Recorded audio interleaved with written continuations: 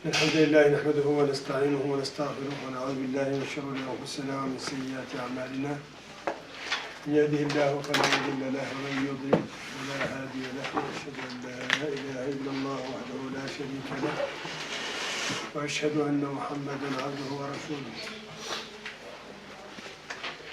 أما بعد فإن أصدق الحديث كلام الله، وخير الهدي هدي محمد صلى الله عليه وسلم، شر الأمور محدثاتها، كل محدثة بدعة، كل بدعة ضلالة، كل ضلالة في النار.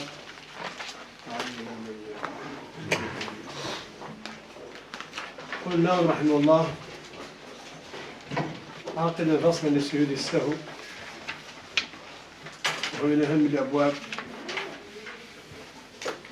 فصل: لنقص سنة سهوا يسن قبل السلام سجدتان أو سنن إن أكدت ومن يزد سهوا سجد بعد كذا، والنقص غلب إن ورد، واستدرك القبلية مع قرب السلام، واستدرك البعد ولو من بعد عام. عن مقتد يحمل هذين الإمام، وبطلت بعمد نفخ أو كلام، بغير إصلاح وبالمشغل عن فرض، وفي الوقت أعد إذا يسن، أو حدث وسهو زيد المثل، قهقهة وعمد شرب أكل، وسجدة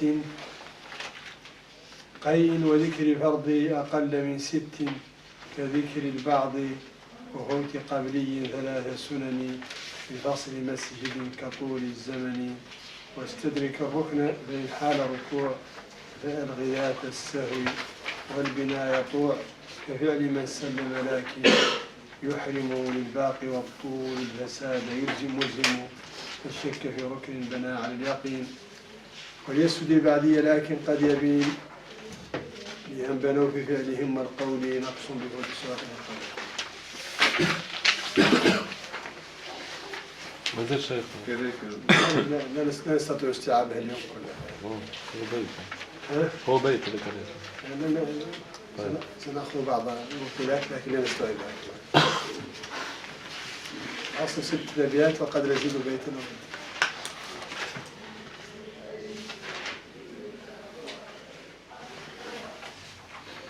فصل: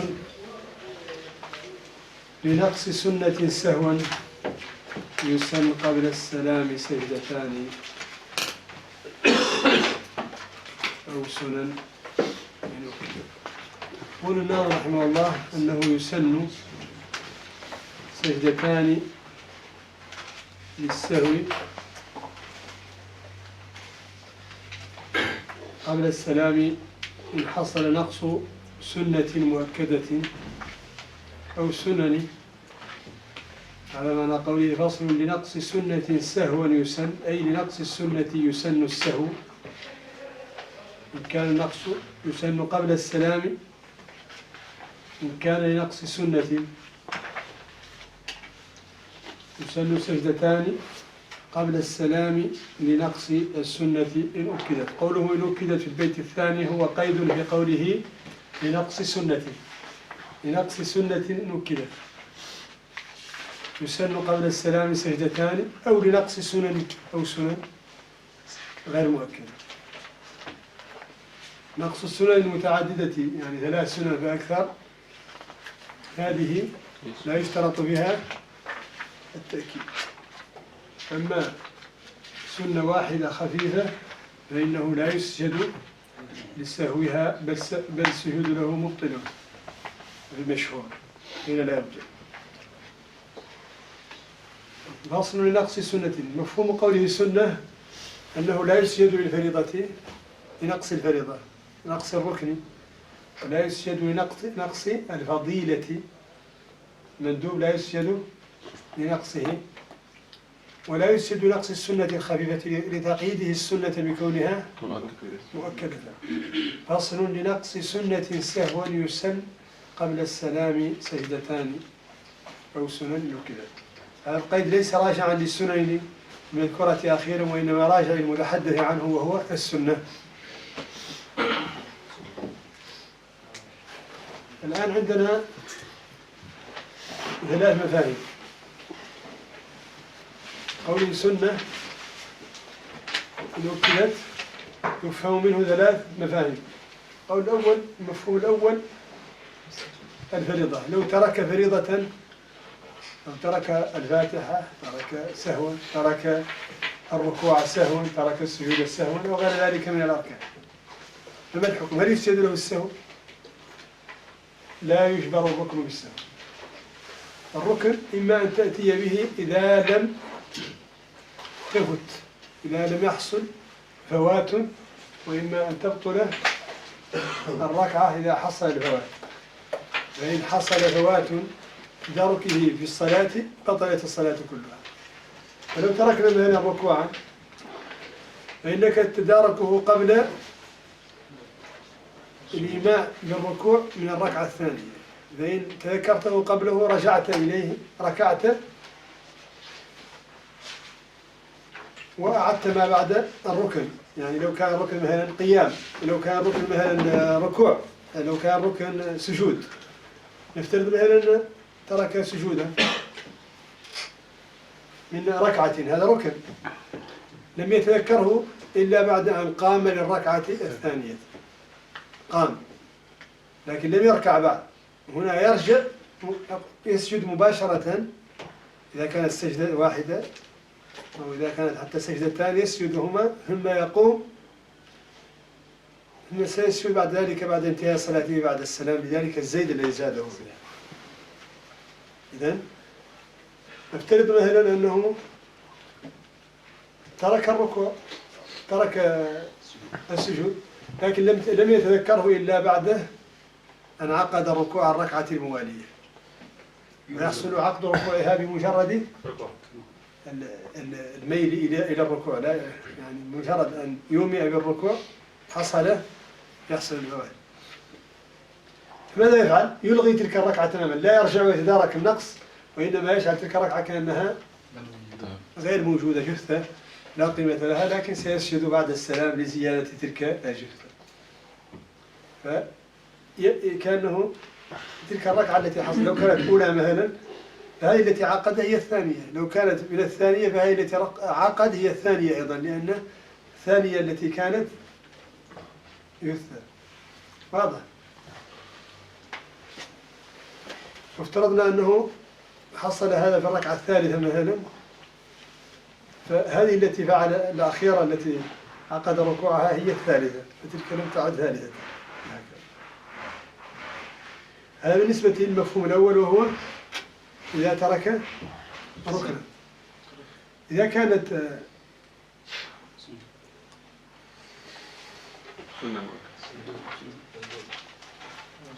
إذا ترك سنة، لا سنة مؤكد تكلمنا عنها، إذا ترك سنة خفيفة أو سنتين خفيفتين على قول، لو ترك هذا فما حكمه؟ تدخل في المفهوم ولا ما تدخل؟ لا يسجد للسجود، لكن إذا سجد ماذا يترتب عليه؟ قيل يترتب عليه بطلان الصلاة بالنسبة للسنة الواحدة. السنتان فيهما الخلاف، كذلك خلاف أقوى. وقيل لا تبطل صلاته، ولكنه لا يغلب منه قولا واحدا أن يسجد للسنة الخفيفة. طيب، يعني ترك من فضيلة، ترك الرفع، الركوع، ترك تكبيرة من التكبيرات، ترك مثلا تقرأ المندوبات، تكبير سنة يعني يسجد سنة واحدة لا يسجد، يسجد التكبير كله سنة، لكن تكبيرة واحدة سنة خفيفة قيل مندوب، تكبيرة واحدة، لكن تكبيرتان 3 تكبيرات فما فوق يسجد لها. يعني إذا لزمه عن 3 سنن لا عن أقل فإنه يسجد. وقيل بل ما زاد على السنة الواحدة يسجد له، لكن المشهور أن الحد هو 3 سنن فأكثر، يعني ما هو أقل من 3 سنن خفيفة لا يسجد له. سنة واحدة خفيفة وسنتان خفيفتان لا يسجد لهما، ومن سجد لهما بطلت صلاته بالمشهور. هذا معنى قوله فصل نقص سنة سهوا يسن قبل السلام سجدتان أو سنن إن أكدت تلك السنة المتروكة، وليس المقصود أن أكدت السنن التي هي آخر مذكور. هذا بالنسبة للنقص. طيب لو حصلت زيادة سهوا، طبعا مفهوم قوله سهوا أنه إذا حصل نقص متعمد، إن كان لركن بطلت، وإن كان لسنة مؤكدة بطلت في المشهور أيضا، وإن كان لسنة خفيفة فيها خلاف، والمشهور أنها لا تبطل، وما لفضيلة فلا يؤثر.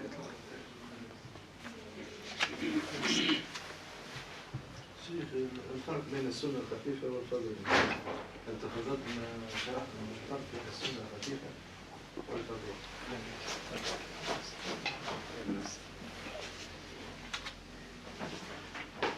ذكرنا أن التقسيم الخماسي الذي أشرنا إليه في بداية المقدمة الأصولية، أن الأحكام 5: واجب ومندوب وحرام ومكروه ومباح، يعني هي 5 فقط، ليس فيها سنة وليس فيها رغيبة ولا فضيلة ولا شيء.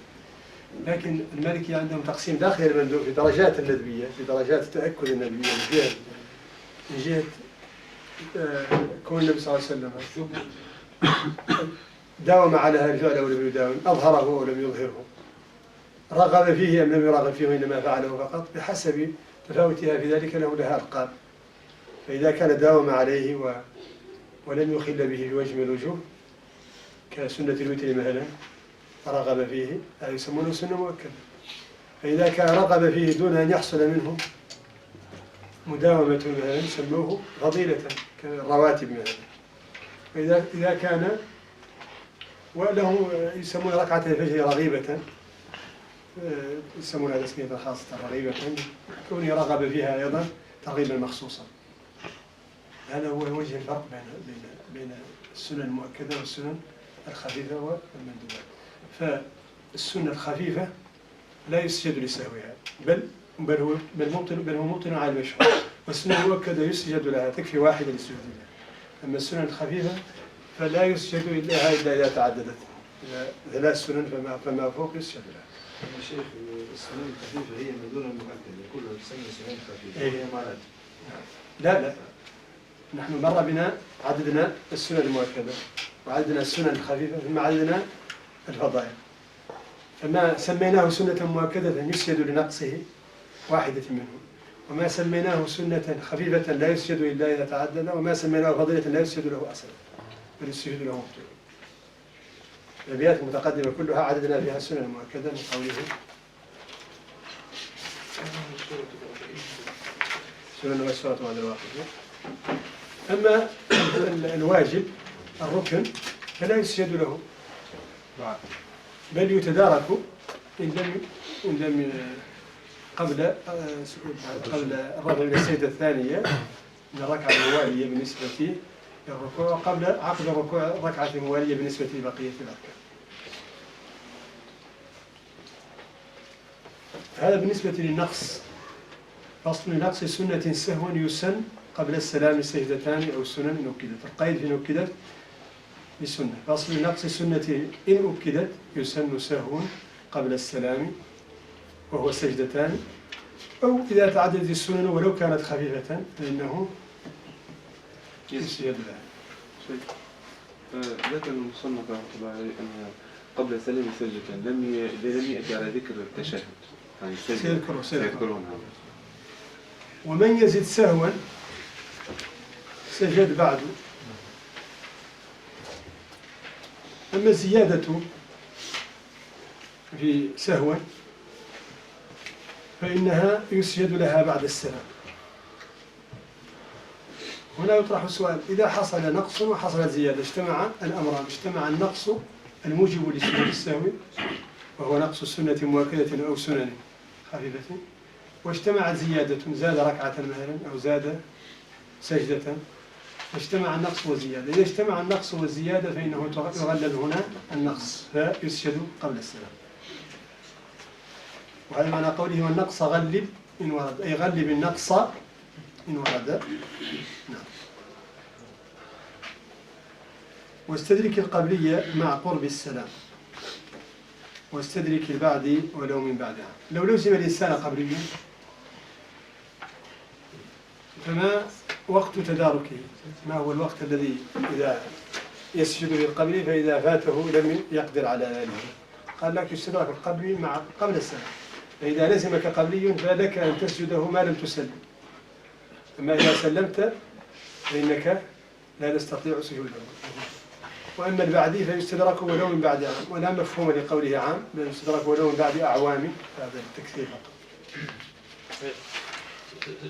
زيادة شيخ بالنسبة للسلام، زيادة معلش الصنف ما تصل في الزيادة اللي ركن أو نعم سيأتي في المبتلات بأنه إذا زاد مثلا عدد الركعات، إذا زاد على الركعات عددها أن ذلك مبتل، يعني إذا زاد على الظهر 4 ركعات مبطل، إذا زاد على الفجر 2 مبطل، إذا زاد على الجمعة 2 مبطل. أما إذا زاد على مثلا المغرب اختلف فيها هل يبطلها 3 ركعات مثلها لا بد من 4 ركعات. صلاة القصر لا يبطلها إلا 4 ركعات، لا يبطلها زيادة ركعات. لم يقصد على ما بين الركن وبين السنة مثلا، يعني إذا زاد سنة أو بل إذا زاد ركعة كاملة يسجد كما في حديث اليمين، سواء سنة أو ركن.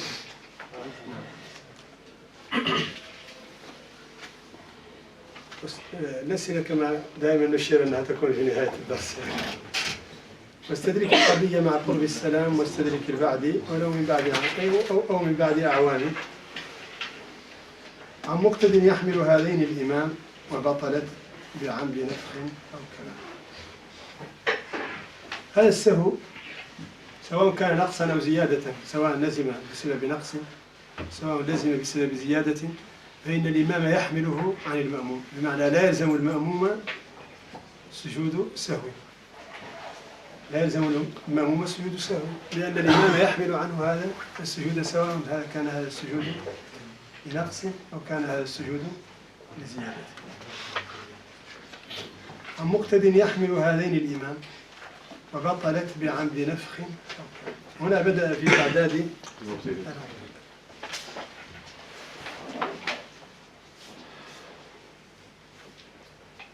عن مقتد يحمل هذين الإمام، يعني يحمل الإمام سجود السهو سواء كان قبليا أو سواء كان بعديا، يحمله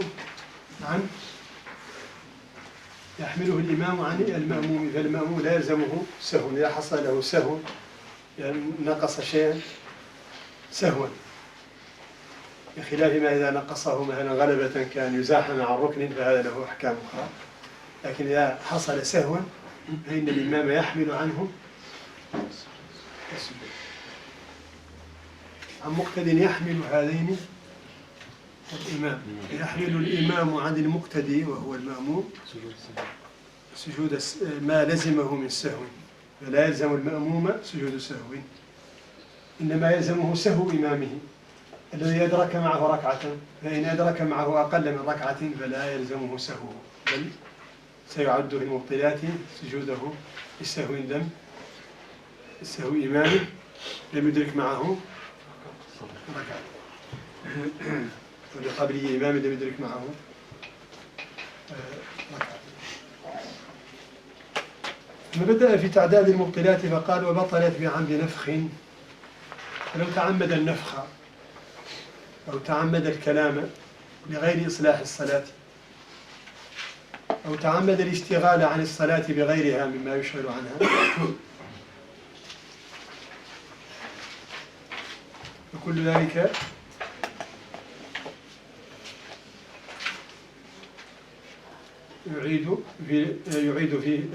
يبطل الصلاة وتعاد منه الصلاة، إلا إذا كان ترك سنن عمدا فتعاد في الوقت.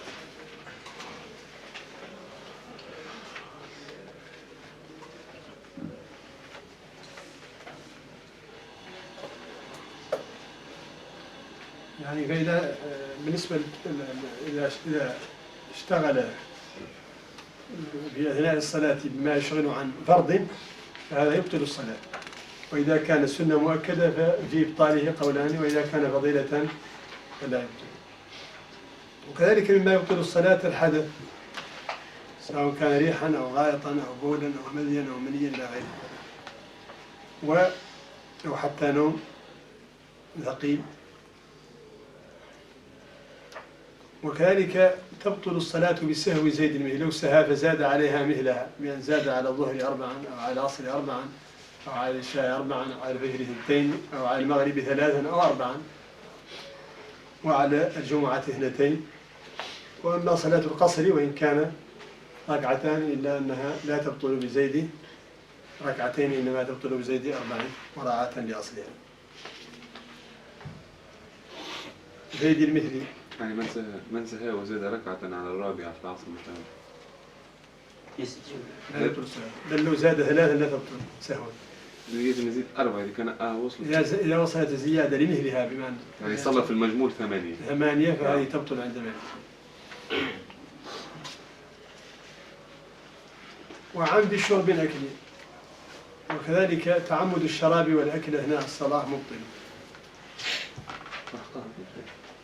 قهقه وهي الضحك بصوت، أما لو تبسم فيكره ولكنه لا تبطل بالصلاة، لا تبطل الصلاة بالتبسم، وإنما تبطل بالضحك يعني القهقه.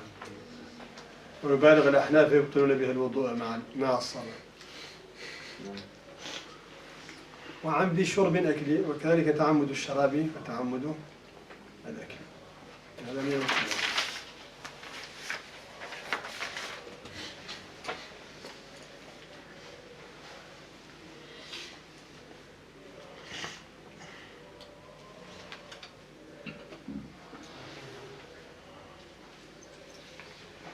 والسجدة كذلك تعمد زيادة ركن فعلي كالسجدة مبطل، أما تعمد زيادة ركن قولي كالفاتحة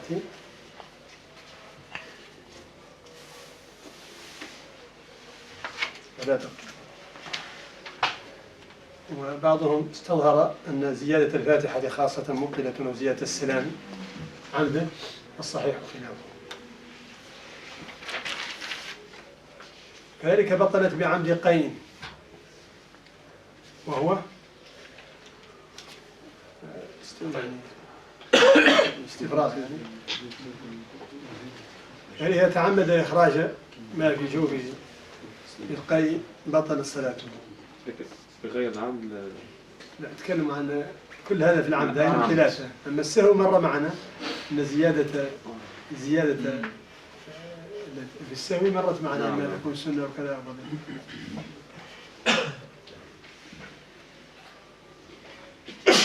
والسجدة قين وذكر فرض، كذلك لو تذكر فرضا، تذكر أنه لم يصلي، كان في العصر تذكر أنه لم يصلي الظهر، فهنا تبطل صلاة العصر. لكن إن كان مأموما حبس مع إمامه حتى يكمل مع إمامه، ثم أعاد الظهر وأعاد العصر، ويعدون هذه إحدى مساجين الإمام. وأما إن كان وحده فإنها تبطل. وكان إماما شيخ؟ كان إماما أيضا تبطل. يبطل ولا تبطل ويستخلف. يستخلف، نعم. أو إن شاء لم يستخلف، حسب الاستخلاف جائز ليس واجبا. نعم. وذكر الفرض الذي يبطل الصلاة عند المالكية هو ما كان يسير الفوائد، ما كان أقل من 6. 5 صلوات، 4 صلوات، 3 صلوات، صلاتان، صلاة، هذه كلها إذا تذكر. أما إذا تذكر أنه هناك 3 أيام 4 أيام لم يصليها إنها لا تبطله، بل يصلي، ثم إذا انتهى صلى تلك الفوائد، بناء على أن ترتيب الفوائد لا يجب مع الحاضرة، لا يجب إلا في يسير الفوائد كما تقدم. نقف عند هنا عند فوت قبله ولا يسوء.